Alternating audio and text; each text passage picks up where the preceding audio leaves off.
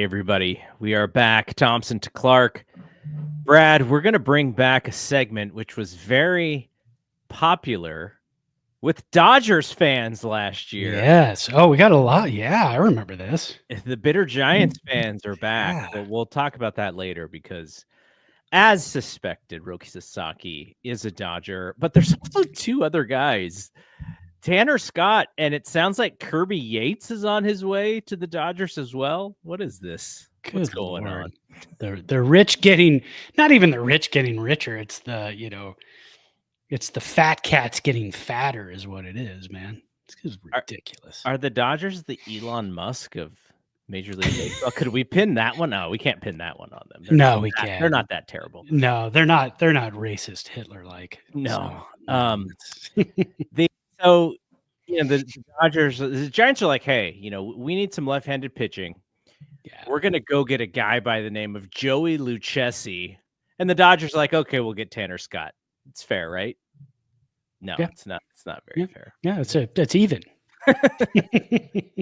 Before we talk about the Dodgers and the Giants and this frustration that we are dealing with, I just want to mention to folks, if you are a new viewer of this show on YouTube, like and subscribe would be fantastic for us. And if you are listening on the audio network, on the BSPN podcast network, and you have not subscribed to the channel, please do that as well. That is very helpful for us when it comes to trying to figure out how to grow both of these networks here. So let's talk about the Hall of Fame thing that does kind of like the breaking news of the day. Yeah. So we had three. Now, this is in addition to, it's not called the Veterans Committee anymore. It's called the, what is it called? Dave Parker and Dick Allen were added last, I don't know, a couple months ago, I guess. They were added for the old Veterans Committee, where people who had their time had been up, but they could still get voted in. So those guys were added. And then today, I found the name, the Classic Baseball Era Committee. There we go. And today, the three new guys who are in the Hall of Fame to be inducted next July are Ichiro Suzuki. As expected, he actually came one vote shy of being unanimous. Billy Wagner, so we get another closer in the Hall of Fame. That's pretty cool. A Hall of Fame that is really hard on closers.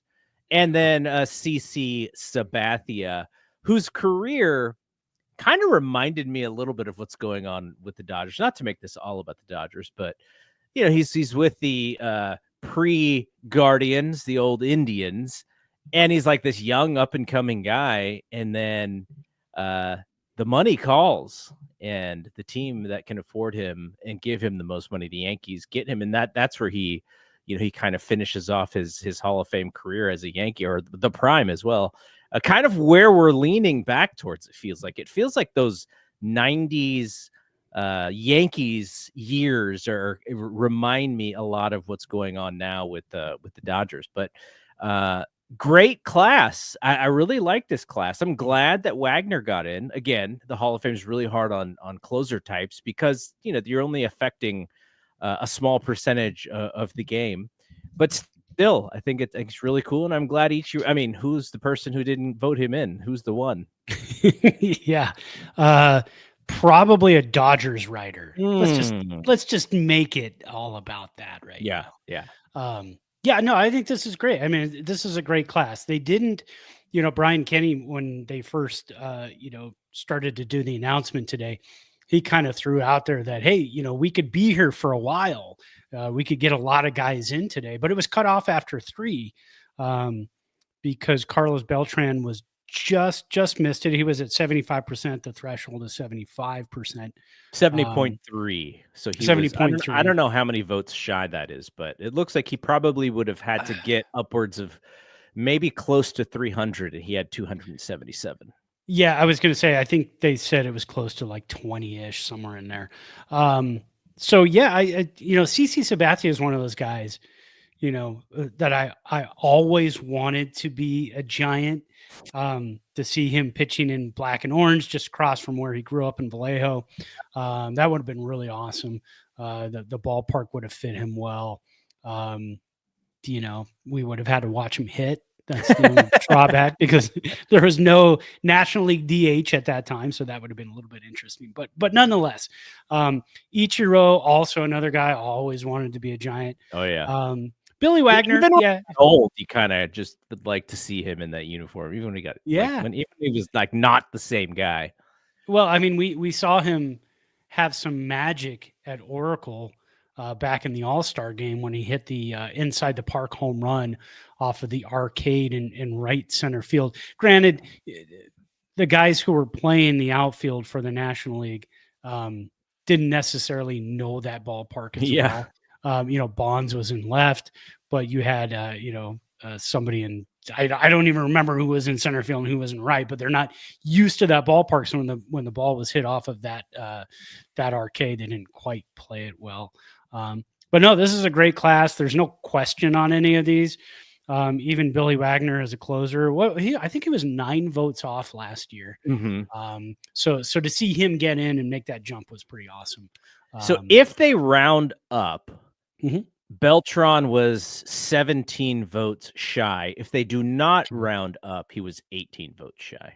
Okay, so most likely next year, right? Even though he has the little bit of the tarnish of the. Well, I mean, it's pretty clear that the writers see that style of cheating as less bad than, because you saw A-Rod's numbers. Yeah, some of it is just A-Rod's just kind of a despicable liar in some ways. Well, and Manny Ramirez too, same percentage of votes because again, the tarnishment of the steroid era, and then Andy Pettit's down there as well with those two guys. So when you take a look and you say, well, it's okay to do. I mean, look at Gaylord Perry. It's okay to spit on a ball, put a little Vaseline, get a little Tabasco, rub it in there. You put snot on the ball. No, that's Major League. That's a whole different. But for Gaylord Perry to get in and guys like Carlos Beltran to possibly get in, it's looked at a little bit different. There's a cheating edge, and then there's a cheating over the top. And they look at anytime you put something in your body, it's kind of over the top. You can take things out of your body apparently. You just can't put things in your body. Yeah. So Andrew Jones as well, 66%. What do you know what he did last year? I don't. I feel like that's higher than I think he made a jump. I think he did make a jump. Yeah. But I can look it up while you're doing. Those were your 5 because the next person was Chase Utley and he got less than 40%. So there was legitimately 5 guys who had a shot, and 3 of them got in. And what's the percentage that you have to get higher than, or else you're out of you're off the ballot for the next year? That's a good question. Less than 5%. Okay, so it's 5. Got it. Because so it's surprisingly, David Wright 8.1%, Torrey Hunter 5.1%. So those guys barely made it back to the ballot, if that is true.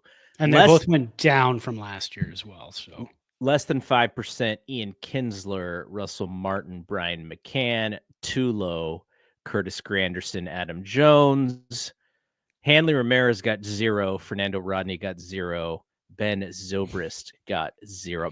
Ben Zobrist would be he was a 20 years too soon. He'd be like the perfect baseball player today. Oh yeah, if he played for the 80s Cardinals also. I mean, that's Ben Zobrist. He could play everywhere and he could hit 280 or whatever, but yeah. So really cool for all of those folks involved. And I don't know, what do you feel about Beltran?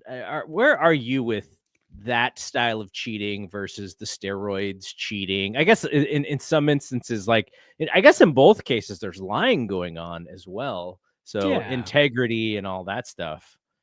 I guess it's a little bit different, but you know what? Ask each era. That's the question. Ask each era. how you and I grew up, competitive edge. I don't know. I mean, that's how I look at it. If you could see somebody else's signs and you can relay them to somebody, competitive edge. Now, if you're using technology, Apple Watches, iPads, which is what was purported, that's a little bit different. I think that's going, but again, there's no hard and fast rules. There's Yeah. no lines that you're crossing. Um, so, and again, to me, honestly, steroids in the steroids era, they were not necessarily outlawed by Major League Baseball, and Bud Selig knew it was happening, and that guy's in the Hall of Fame. And it took him a while to put a stop to it, to decide to put a stop to it, because it was making money for the majors. So unfortunately, the players are taking the brunt of that, while Bud Selig is in the Hall of Fame. So yeah, I don't know. I'm fine with, hey, I'm watching this guy. He's tipping his pitches, and we're going to relay that information to the batter. Hey, that's part of the game. You got to fix that on the pitching side then, and try to get better at not tipping your pitches. And so they've come up with the pitch calm and the hat. Catchers calling that. How long before you think we get some sort of you know electronic interception of Yeah. pitches being called from PitchCom?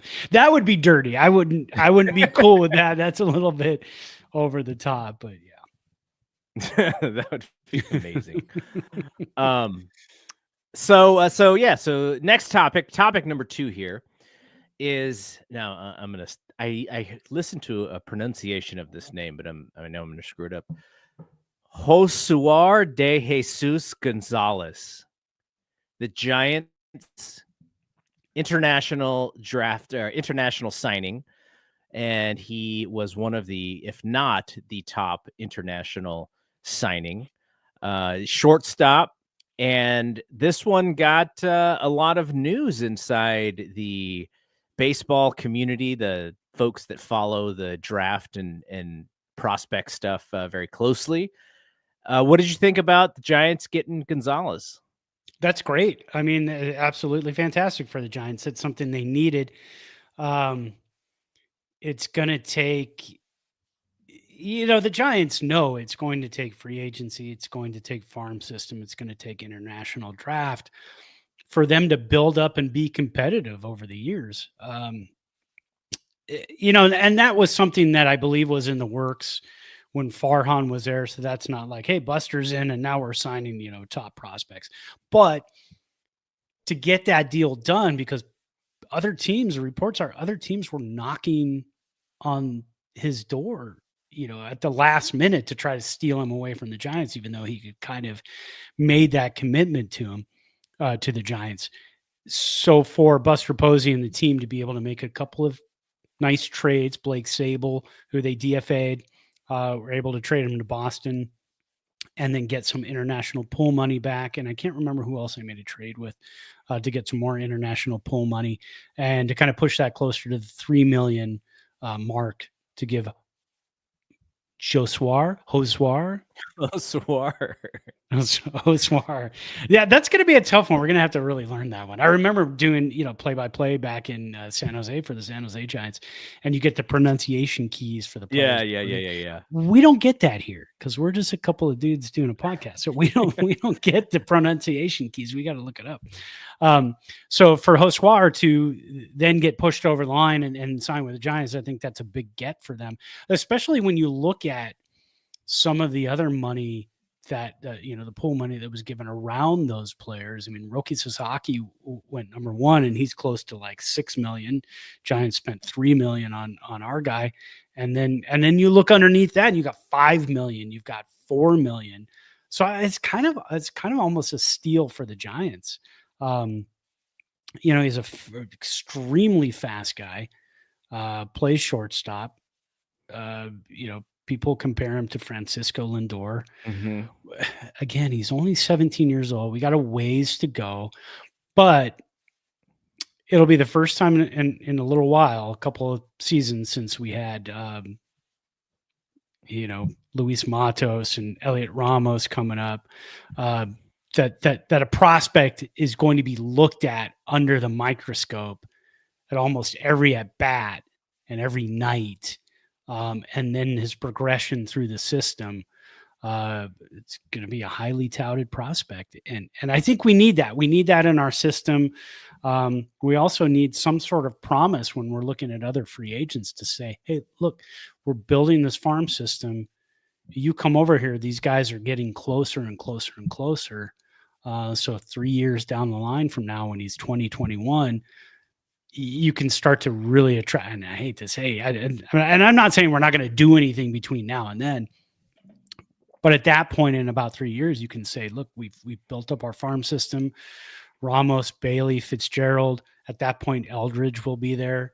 Adames will still be there.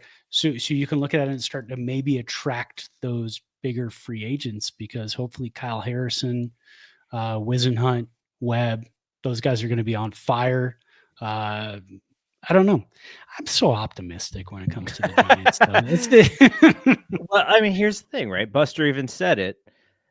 How do you attract the free agents? Well, you have to win. You have to show them that win. You're a good baseball team. Nobody wants to come in and just play for the hopeful team, right? You want to play for a competitor. You want to play for a team that puts they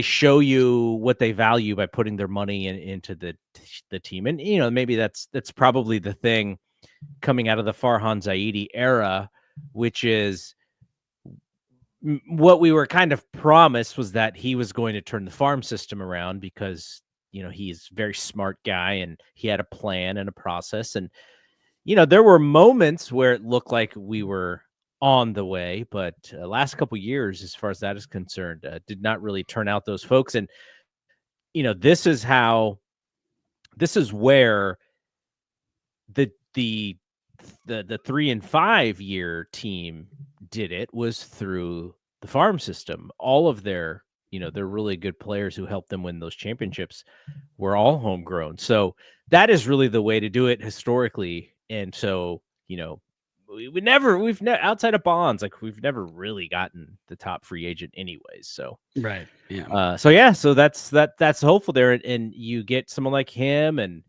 maybe he goes through the system, and, we're talking like this dude's even a few years away from, being in San Jose probably. So it's going to be a long time. I think Grant Brisby said, in 2031, he may hit a home run to win a ball game. Yeah, exactly. I'll be retired. I'll be a year retired at that point. There you go. That's kind of how I look at things. 2030 is when I retire, at the end of that year. And so anytime we start to look at these contracts, I go, oh my God, I'm going to be retired for 6 years when that guy's contract expires. So. But the other thing with this is, you hope that the growth is positive, because what we've seen is that the Giants could get these guys into single and double A, but then the next transition hasn't been great for some of them. Ramos finally showed something last year, had a good season. I think we're all happy with Patrick Bailey, though. He could wake up the bat a little bit more, but someone like Joey Bart, like, he was a failure. Didn't come from the Zaidi draft picks, but went through the system while Farhan was in charge of it. So, all right, let's we did this a lot last year, because when the Giants did not get Shohei Ohtani, and then they did not get Yoshinobu Yamamoto, we were frustrated, and we showed it. So we're just gonna turn it into a thing here. This is our brand new segment called Bitter Giants. Bitter Giants fans, actually. All right, Brad. You thought there was a good chance that Roki Sasaki would sign with the Padres. You talked about Darvish being one of those reasons. But let's be honest, when you saw that he signed with the Dodgers, you were none surprised. None surprised, extremely bitter.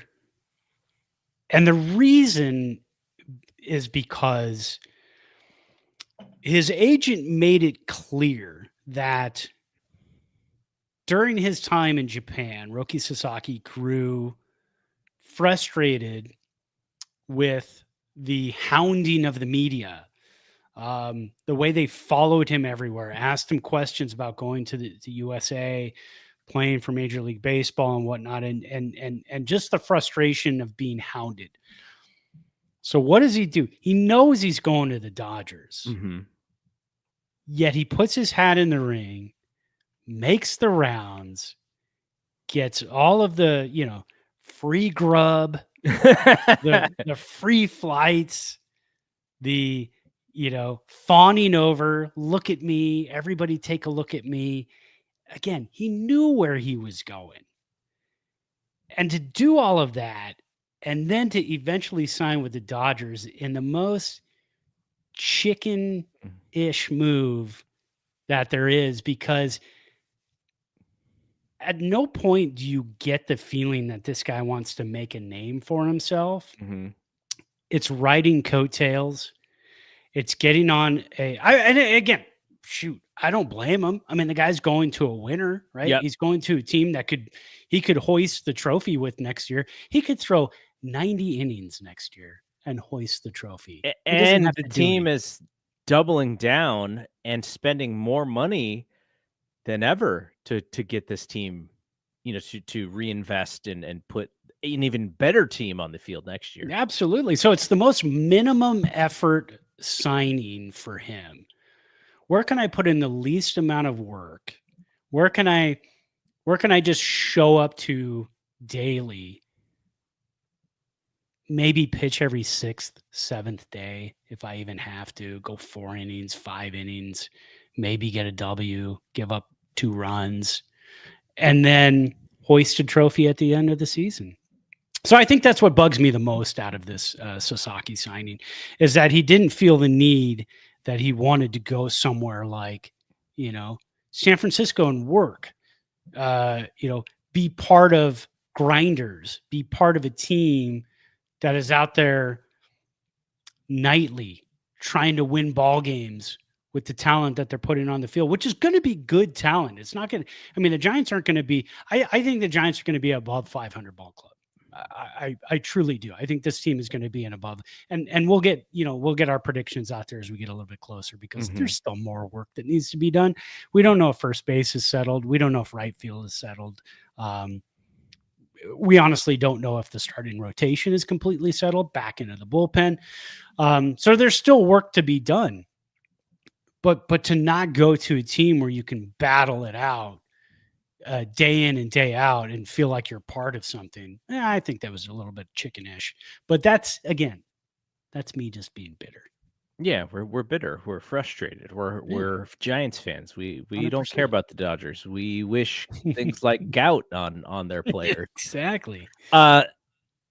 Did you read up on any of the process and how this stuff happened?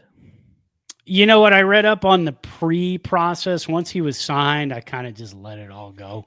I didn't dig into how a lot of that happened. But I did read, I read the part about the presentations, video presentations.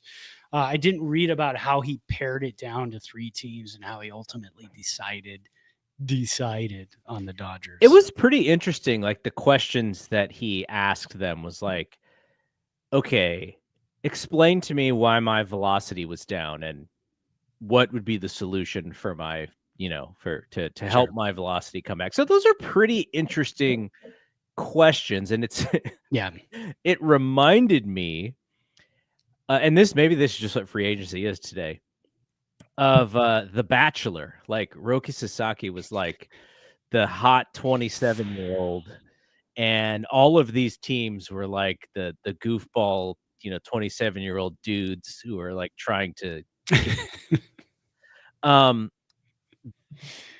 just the idea of how everything happened. And the Giants were kind of out of it early, and I think they knew that was going to be the case.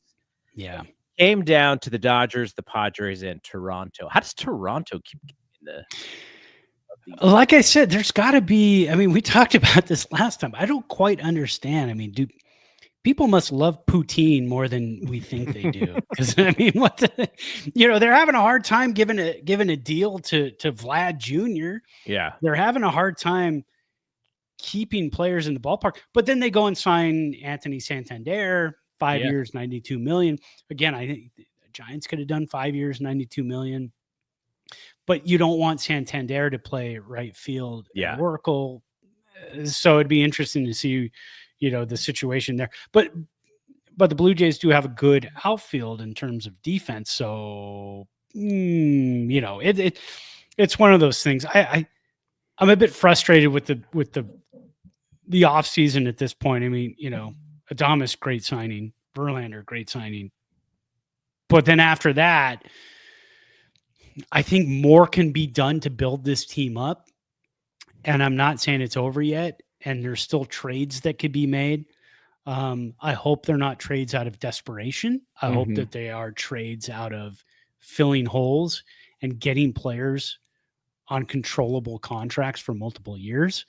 But again, you have to give up from the farm to do that. And the Giants just don't have the farm to give up at this point. So I think it was, I didn't even read the column because the new San Francisco online internet website, newspaper, or whatever, I forget what it's called, the Standard, San Francisco Standard.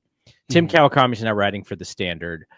They're behind a paywall. I have not paid for his stuff yet, but he was basically saying, like, the way that if you're the Giants, the way that you kind of kickstart this thing again is you just look at what the Dodgers did, and it was finding Mookie Betts and betting big on Mookie Betts, because we're talking about the, under control and all that.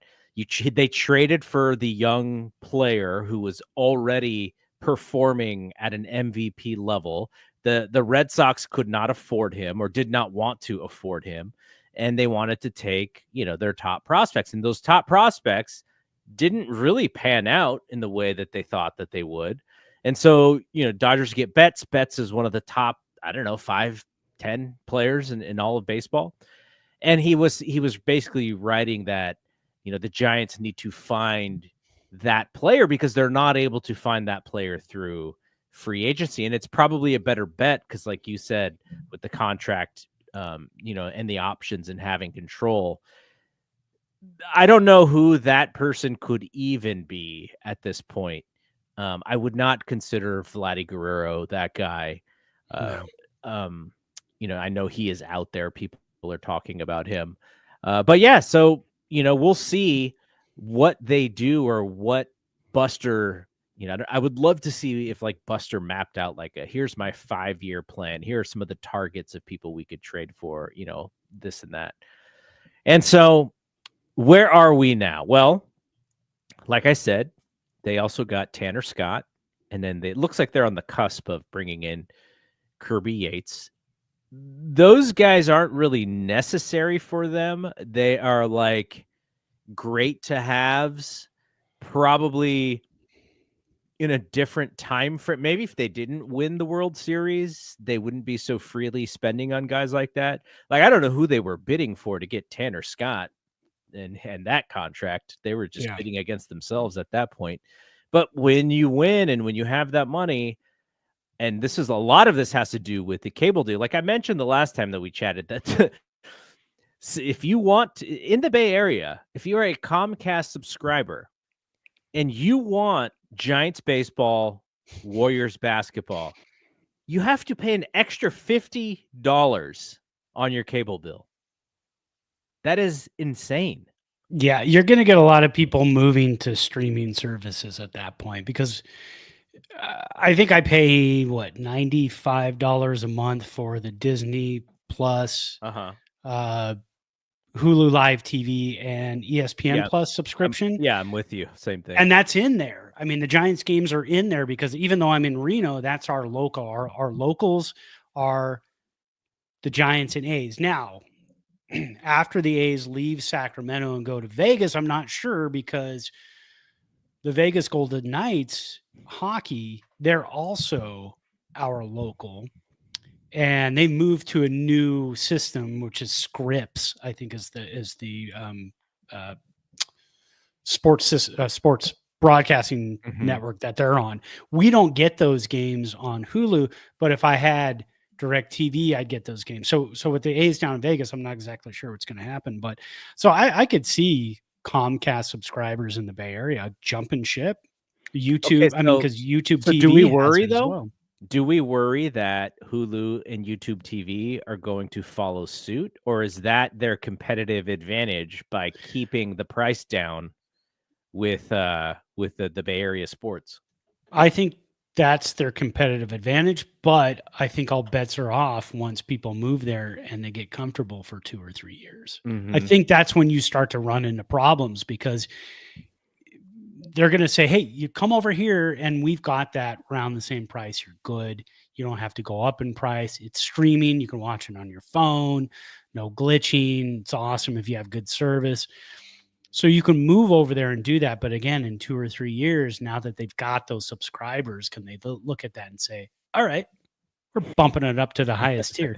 But again, with Hulu Live TV, there aren't tiers, right? I mean, You can add packages basically, yeah. You you can can add add, like, the packages. sports package or the and whatever has MTV2 in it, like, whatever those packages I are. yeah, I haven't even looked in so long because we get HBO Max free because of our AT&T subscription on our cell phones. Mhm. We have Netflix, we have, You see some other Netflix bumped services, up but their price too? of course they did. Ne Yeah, Ne I mean, Netflix added 18 million subs in the last quarter, and a lot of that is because of that Mike Tyson fight. you think people stuck around after that? And so it sounds, I mean, it sounds Jeez. like that I'm sure they have a decent amount of churn when it Yeah, comes to yeah. those folks, but Sure. they reported over 300 million global subscribers, and then because of that, then they raised their price. So I think like the top tier Amazon or the top tier Netflix price now, like if you want the 4K, I'm sure this is my plan. I haven't looked in a Yeah. while, but it's like That is 20, our plan. it's like $25 now. Yeah, it was 19.99 for a while, and I love it. I love the 4K. Yeah, me too. I think, I might have to do that thing where we ditch it and then like Like, when the news yeah, right, yeah, monthly, you like just checking monthly to see. yeah, Yeah, you just ditch it and then when the new season of Wednesday comes out, then we'll add it again until yeah, that show's over and then ditch it. So there's so many other things to watch out there, but for $25 a month on top of yeah. Hulu Live Hulu TV Live. just to be able to have Giants games. I mean, and this is somebody who left. I left DirecTV. I'd been with DirecTV for 30 years. Yeah. I mean that's a long time to be with the service. And I left them when they got rid of Sunday Ticket because there was no reason at that point for me to be with them anymore. So now I use, of course, you use your kids' uh, school email address to get the nice price on Sunday Ticket, which is like half of what it would cost if you didn't. So, because in order to watch Rams games here in Reno, that's the only way I can do it. But so be it. So be it. So basically, what I was going to say is the reason why the Dodgers are in such good financial position is because they signed an incredible cable deal with their regional sports network that they get some insane amount of money per year. So, they're just cashing checks and counting their pennies these days and completely fine. The last part, and then we'll move on to the next thing because I do want to talk to you about the pitching staff, the Giants pitching staff, by the way, not the Dodgers. We don't like talking about Blake Snell anymore. No. Yeah, we're done. So what would it take? Because you just mentioned, Adames and Verlander, and according to Buster Posey, getting a shortstop was the big priority, and they got the best one. What would it take for you to consider? Because I think the Dodgers have signed 7 free agents, by the way. Right. Signed or re-signed. I can't, I don't know exactly what it was, but so the Giants are at 2. What would it take for you to consider, successful or not as frustrating seeing the Dodgers just getting all the players that they want? Like, is it another starting pitcher? Because I wanted to mention Jack Flaherty. Like, Jack Flaherty is still out there. Will the Giants go after another starter, knowing what we know, which is what we've been saying on this show for over a year, which is it's not really a 5-man rotation, right? It's you need to have multiple people ready in case of injuries and such. Would Flaherty be a guy that you would invest in? Would that make you happy? Would you consider that, wow, we got 2 starting pitchers and we can kind of play with Hicks a little bit. We can play with Harrison a little bit because we got 2 guys who are going to go out there and throw over 150 innings this year. Again, with as much starting pitching as we have, what would it take though? So I know Robbie Ray is gone after this season. Verlander gone after this season. So if you lock up a Jack Flaherty at a decent enough price for 4 years, 5 years, I think I'd be okay with that. But if you have to lock him up for 6 or 7 years and he's going to block some of the younger guys coming up, I don't know if I'd be fine with a starting pitcher like Jack Flaherty as the missing piece. This is going to satisfy me the rest of the offseason. Let me look at the rankings again. Who's even left still? Well, and see, Pete Alonso's obviously left. Yeah, Pete Alonso, but I'm not happy with that either because if you've got Bryce Eldridge waiting in the wings, Pete Alonso for a year, 2 years, and then you've got to eat those draft picks again. Yeah, I don't think I'm okay with that. We've talked about this before. I'd be good with Alex Bregman because I think he's he would require a 4th round pick. Mm-hmm. And then you put him at second base, and then you've got Tyler Fitzgerald in right field to platoon with Yaz, because Yaz isn't going to be around much longer. I mean, maybe this season, and that could be it. So Alex Bregman at second, Adames at short, Chapman at third, and then possibly Bryce Eldridge in the middle of the season. But everything we've heard is it's going to be next year. It's going to be 2026. The way that Buster talks, it sounds like they're not in any rush this year. I don't think they are, but fine. Totally fine. Yeah, sure. But look at it this way. If Lamont Wade Jr. and Wilmer Flores are hitting 210 combined, and with an OPS plus of 75 halfway through the season, and Bryce Eldridge is mashing the ball in AAA, there's going to be a lot of pressure to bring him up. So I think if you don't get a stopgap at first base, which again, I don't think Pete Alonso is a stopgap. Is Pete Alonso going to sign for 1 year? Are the Giants going to want to sign him for 1 year and lose more draft picks? I don't think so.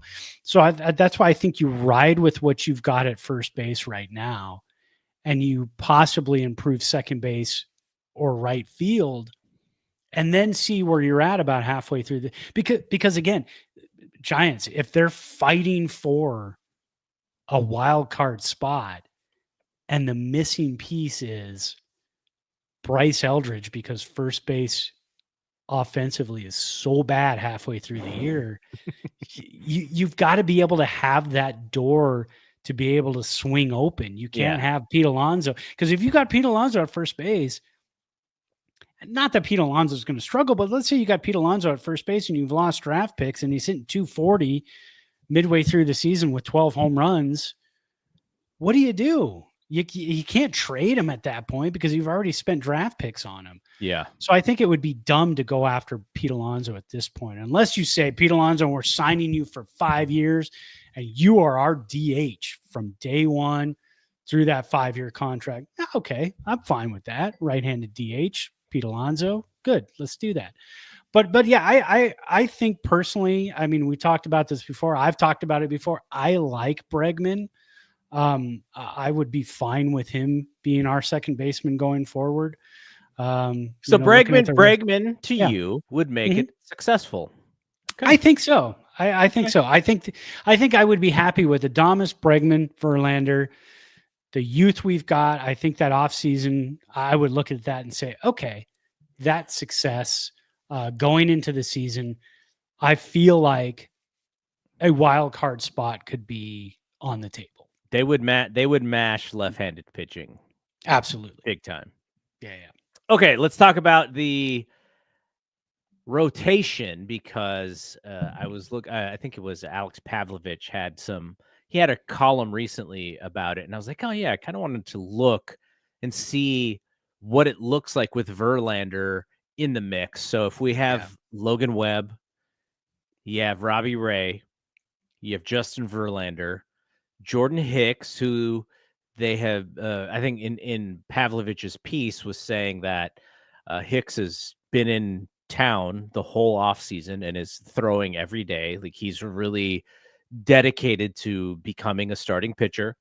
And then you have Kyle Harrison. And then I thought, okay, who else is out there for them? Because like we mentioned, it's not really a 5-man rotation. You need to have multiple arms ready to step in. And so you have Hayden Birdsong, who showed that, he could come up and throw in a pinch if needed.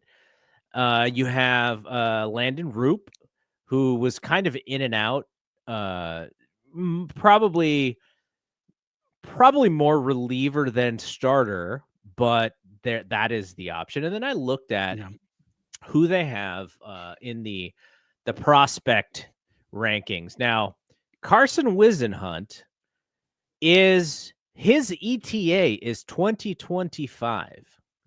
That is this year. Yeah. So we are probably going to get a look at him at some point this year. Now, I hope that, some of that injury stuff is behind him, but he's going to be an option.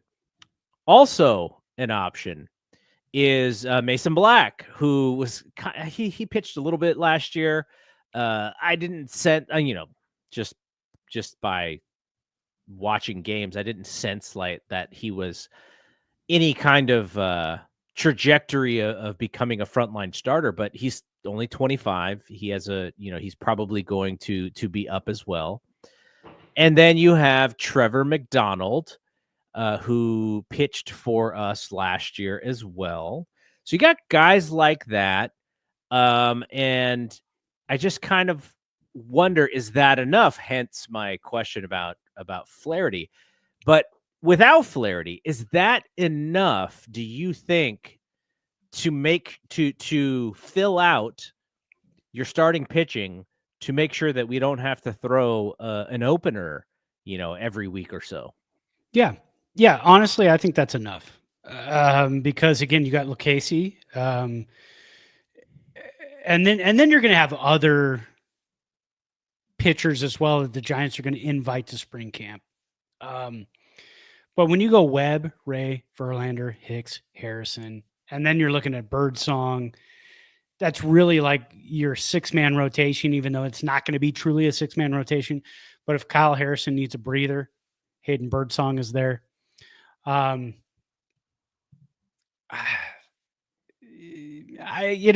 Roop, I mean, he showed lots of promise last season. He could honestly, out of spring, Landon Roop could be your number 5 starter and bump Kyle Harrison because, pretty much everything Buster Posey has said about Kyle Harrison and Bob Melvin has said about Kyle Harrison is that, we need to see that upgrade. We need to see that bump up this season. So does he start in AAA? There's always a possibility.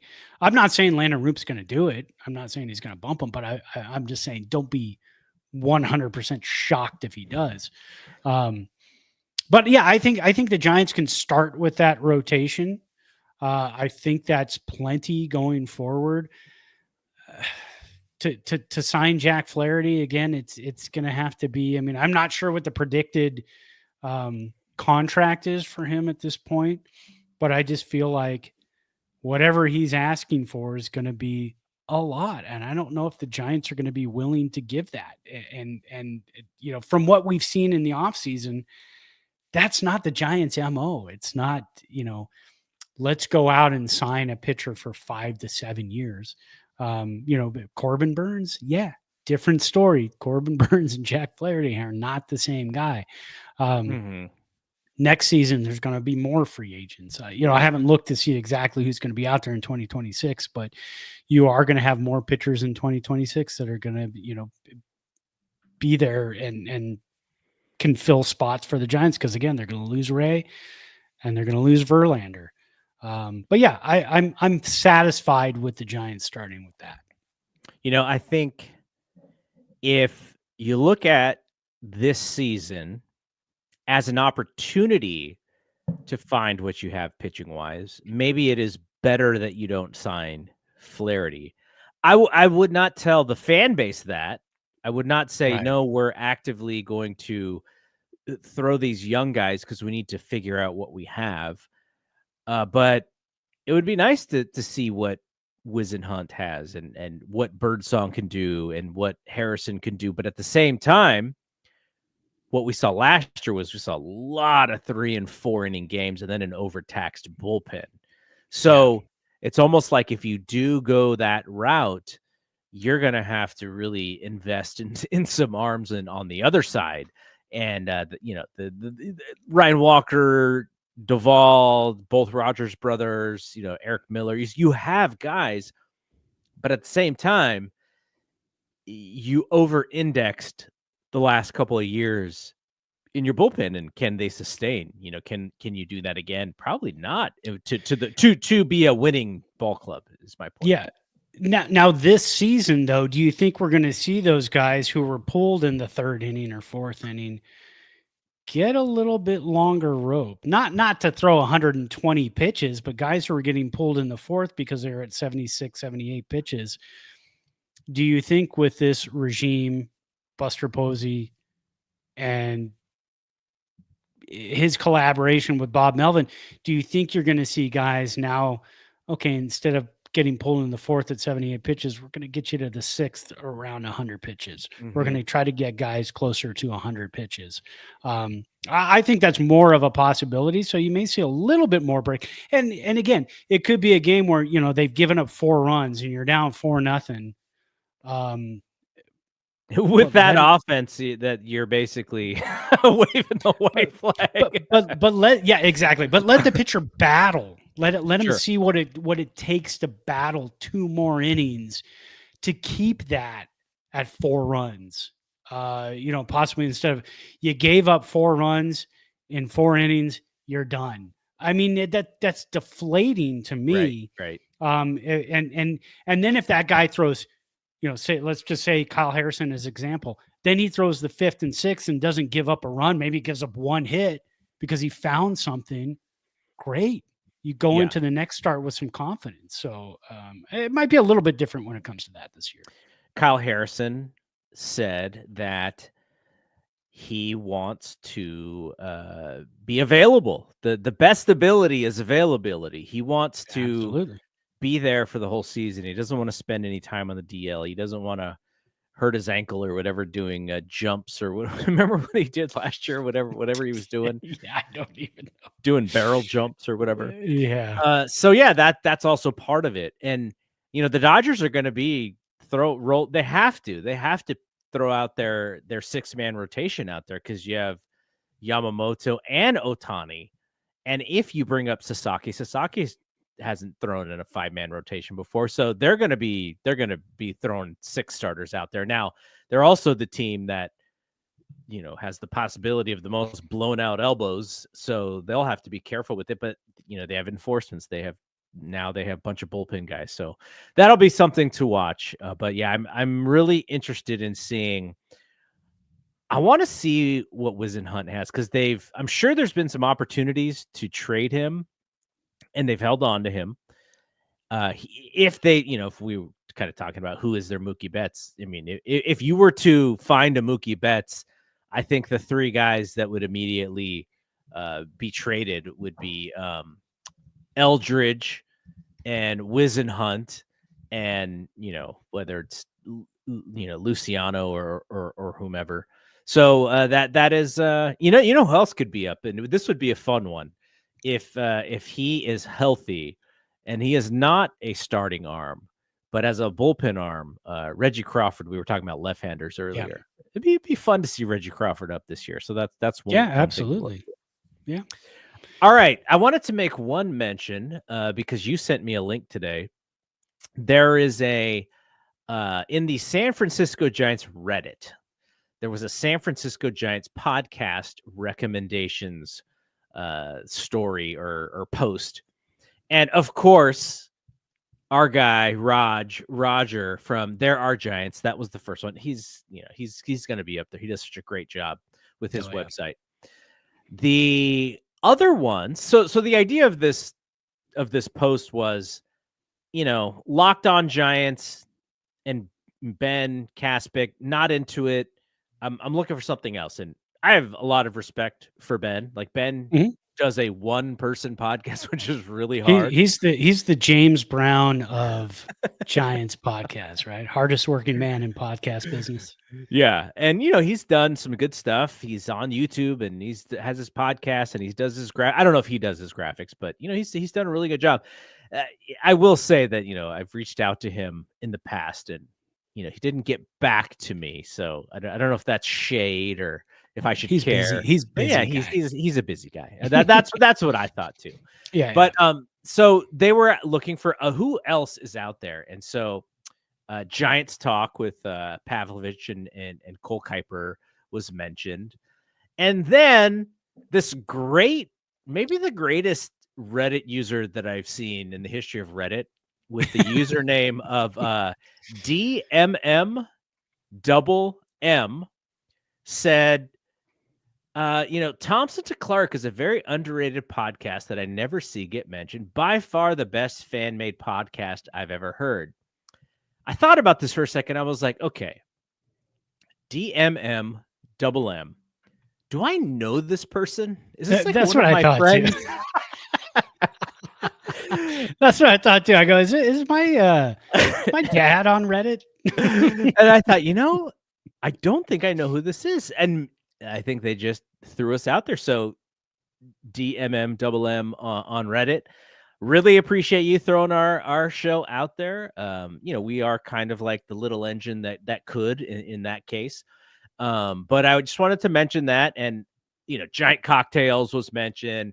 There's another one that I subscribe to their channel, but I haven't really listened to them much. Even Your Dynasty is also out there.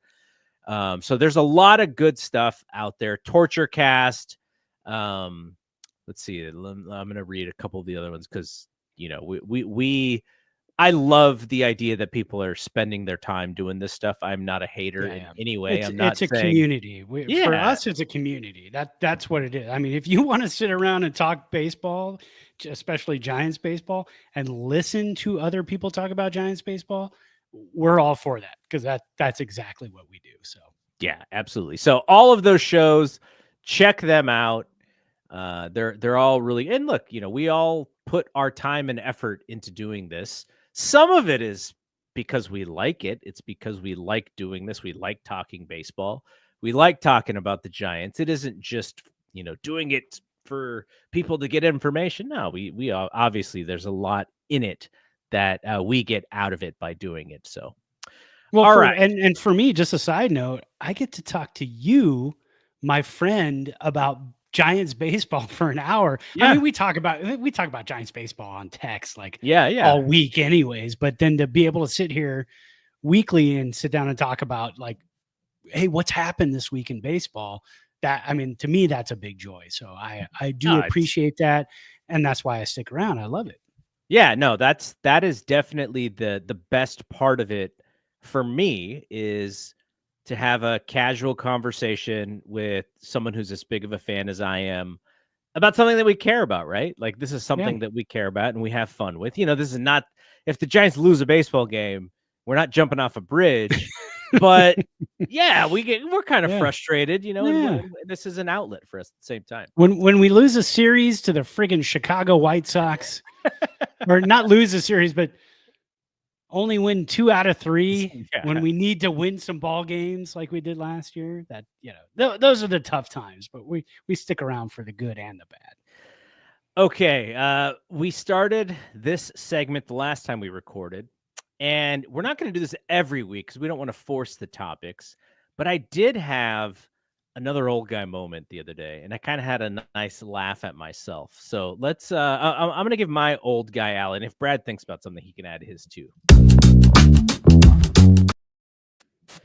All right, my old guy Allie is.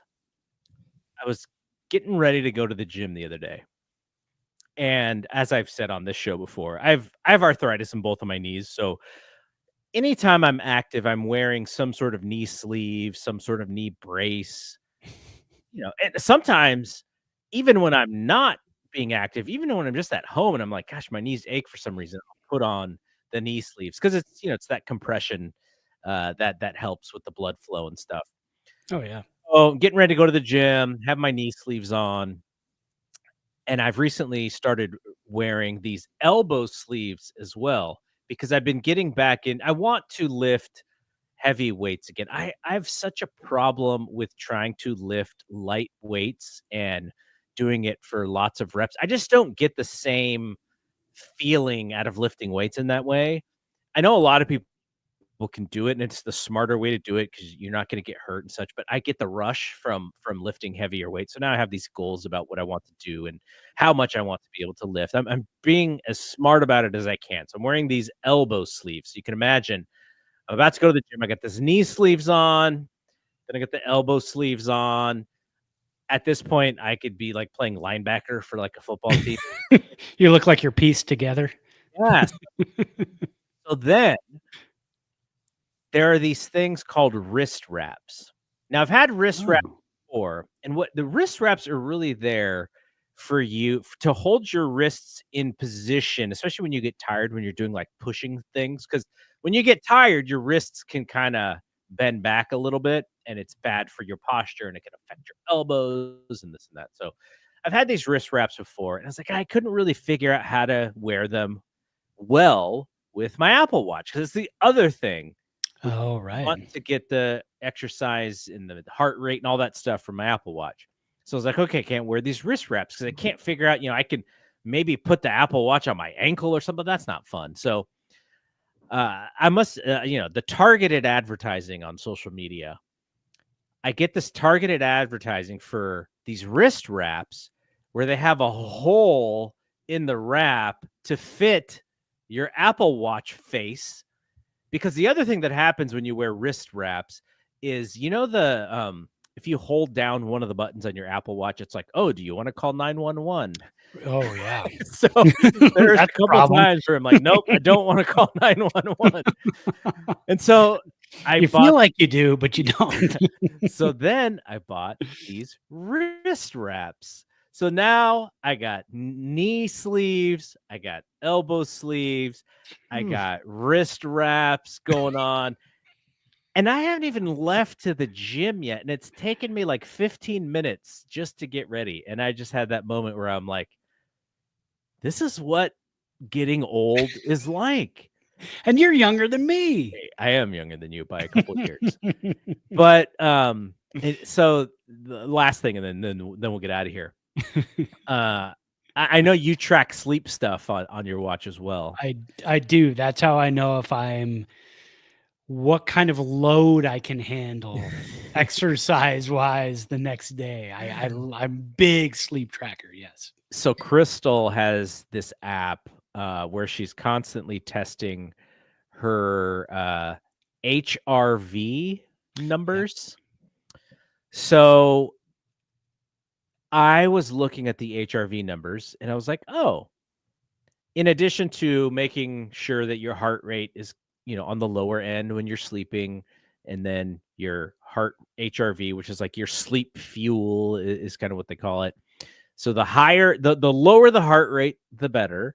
And then the higher the HRV, the better. And so I was like, I started really paying attention to that HRV number. And in January, my HRV is vastly improved. And you know what I realized is the way to great sleep is going to bed at a decent time. Yeah. But also just not drinking. Like, that's the whole key.